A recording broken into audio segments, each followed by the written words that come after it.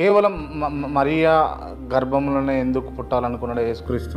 ఎందుకంటే Asia భక్తుడని Asia ప్రవక్త అని ఒక ఆయన ఉన్నారు. ఆయన ముందుగానే ప్రవచించారు, కన్యక గర్భవతి కుమారుని కనును అని.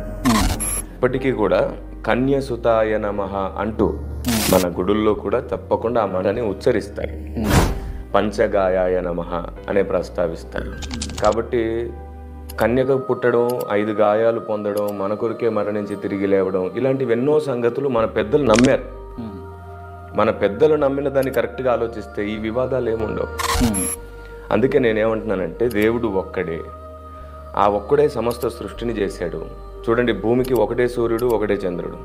నన్ను మీరు కిరణ్ పాల్ గారు మీ నాన్నగారులు ఎంతమంది అని అడిగితే అస్సలు బాగోదు. ఎందుకంటే ఎవరికైనా నాన్న ఒక్కడే, అమ్మ ఒక్కతే.